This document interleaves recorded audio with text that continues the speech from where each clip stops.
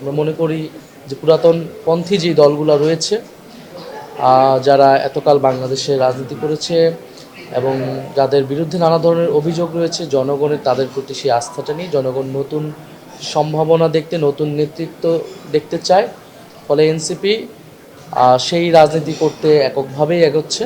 বিষয়টা এটাই স্পষ্ট করে যে এনসিপি কারোর সাথে কোনো প্রকাশ্য বা অপ্রকাশ্য সমঝোতা এখনও পৌঁছায়নি এবং বরং মিডিয়ায় এই ধরনের তথ্য অপতথ্য প্রচার করে আমাদের একটা নেতিবাচক আমাদের সম্পর্কে তথ্য প্রচার করার চেষ্টা করা হয়েছে। কিন্তু এনসিপি আসলে তার মতো করে নির্বাচনী প্রস্তুতি নিচ্ছে, প্রার্থী যাচাই বাছাই হচ্ছে এবং আমরা অতি দ্রুত সময়ের মধ্যেই আমাদের প্রার্থী তালিকা আমরা ঘোষণা করব এবং আমরা বলেছি যে আমরা আমাদের রাজনৈতিক এজেন্ডা নিয়ে আমরা আগাতে চাই।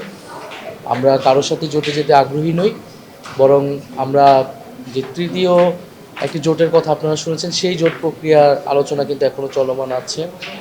ফলে আমরা যেহেতু নতুন ধারার একটা রাজনীতি আমরা করতে চাই, যেখানে গণতন্ত্র এবং একটি অর্থনৈতিক ন্যায় প্রতিষ্ঠা হবে বাংলাদেশে। আমরা মনে করি যে পুরাতন পন্থী যে দলগুলো রয়েছে যারা এতকাল বাংলাদেশে রাজনীতি করেছে এবং যাদের বিরুদ্ধে নানা ধরনের অভিযোগ রয়েছে, জনগণের তাদের প্রতি সেই আস্থাটা নিয়ে জনগণ নতুন সম্ভাবনা দেখতে, নতুন নেতৃত্ব দেখতে চায়। ফলে এনসিপি সেই রাজনীতি করতে এককভাবেই এগোচ্ছে।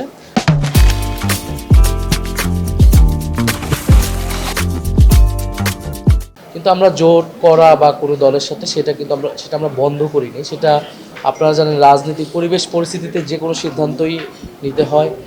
দেশের প্রক্রিয়ায় জনগণের স্বার্থ রক্ষায় যদি আমাদের মনে হয় এ ধরনের কোনো সিদ্ধান্ত নিতে হবে, সেটার জন্য আমরা ওপেন রয়েছি।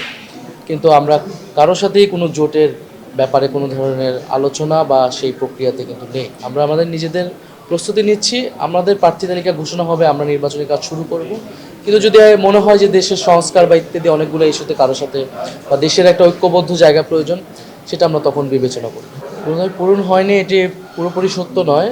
আমাদের দাবির প্রেক্ষিতে কিন্তু সংস্কারের দাবিগুলো এত দূর এসেছে, গণভোট হচ্ছে এবং আমরা কিন্তু হের পক্ষে ক্যাম্পেইন করব এবং বিচারের প্রক্রিয়াটাও আগাচ্ছে এবং আমরা মনে করি যে নির্বাচনের পরেও এই সংস্কারের অগ্রযাত্রাকে অব্যাহত রাখা লাগবে।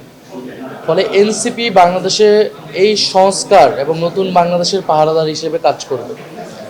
আমরা সংসদে, রাজপথে, আমরা সরকারে বা সরকারের বাইরে যেখানেই থাকি না কেন, এনসিপি আমাদের যে এই যাত্রাটা শুরু হয়েছে সেটা নির্বাচনের মাধ্যমে কিন্তু থেমে যাবে না। নির্বাচনের মাধ্যমে এটা আরও ত্বরান্বিত হবে এবং সেটা কিন্তু তখন বাস্তবায়নের দিকে যাবে। ফলে আমরা সেই উদ্দেশ্যেই কাজ করছি এবং নির্বাচনী পরিবেশ সম্পূর্ণভাবে পর্যাপ্ত পরিমাণে আছে এটা আমি বলবো না, কিন্তু বাংলাদেশে এখন তো আমরা এদেরকে একটা নির্বাচনের দিকে যেতে হবেই। দেশের স্থিতিশীলতা, জনগণের আস্থা সব কিছু মিলিয়ে, তো সেই জায়গায় সরকার যদি আরও দায়িত্বশীল ভূমিকা পালন করে, নির্বাচন কমিশনকে আমরা অনেকগুলো সাজেশন দিয়েছি, সামনেও দিয়ে আসব।